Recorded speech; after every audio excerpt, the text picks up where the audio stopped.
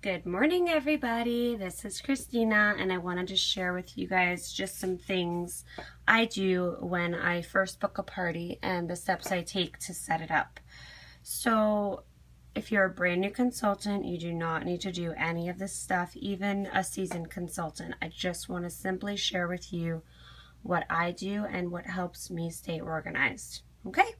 So I just wrote out this thank you note to Dusty, but when I first set up a party, I create a folder, so file folder, and I put a label up there with the name and the date and the time, okay?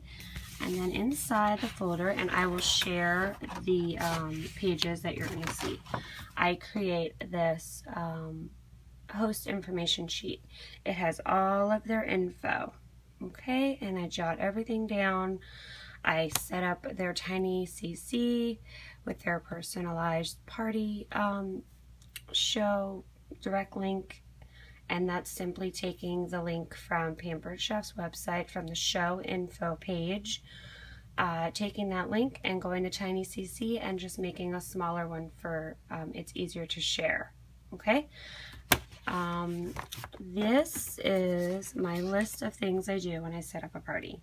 So I set them up on my website, and then I set up a Facebook event for them, and I invite them. I create the 3 envelopes for my host letters, and I'll attach that link for my whole entire host coaching letters and packet, but this is kind of what the letter looks like. And I have the date and number 2 because I send out 3 letters. The first one goes out as soon as they book. This is the second one, and then I have a third one.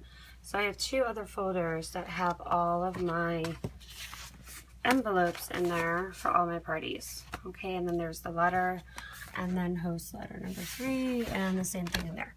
So I set up those envelopes. Okay, I mail the first letter. So I mail the first host letter with the thank you letter, which is the first letter. It thanks them for booking a party, and I also will include a host special flyer. And I also create labels for my hosts, and I will mail them with the first host letters. So what I do is I give my hosts a pack of mini catalogs. Once again, you do not have to do this. It's just something I do. I tell the host, you know, whatever you don't use, I'll get back at your party, but I'm going to send you some labels. And the label sheet is also in that link that I will share under this video. Anyway, I mail those labels with the letter and with the host special to them as soon as they book their party. I add my party to my calendar on my computer. This way it's also in my phone. I also make sure it is in my calendar that I carry with me all the time, the one that Pampered Chef gives us. Okay, so I have them actually, if they book at a party, I have them write their information in my calendar. Okay, so I make sure it's in there. I also, I create a postcard. I have just these random postcards that say thanks so much for booking a party. And if it's a party like a month out, I'll send that a week after I send them their first letter, or their first, yeah, with all this stuff. I'll send them a little postcard. Just to kind of stay in front of them. People love mail, so that's why I do that. If it's the party's next week, then I don't even send the postcard. I create this folder I just showed you with the host info sheet, and then I also create a red stamp and I text it to them. So this way they have lots of different ways to invite their guests. After the party, I always send a thank you note. So I got these from Meryl on Pampered Chef's website. And I write the same thing to every single host. So thank you so much for hosting a Pampered Chef cooking party. I had so much fun with all of you. I hope you enjoy all of your new products, and let me know if you have any questions. Christina. The other thing I started doing was creating a Christmas card also. So it's easy because when I address this, I address the Christmas card, and I'll show you. I just bought Christmas cards last year. Right after Christmas, so they were like 25 cents for a box of like 30 cards. So these are all my cards for all my hosts this year, and I just I write inside the card, thanks so much for hosting a party this year.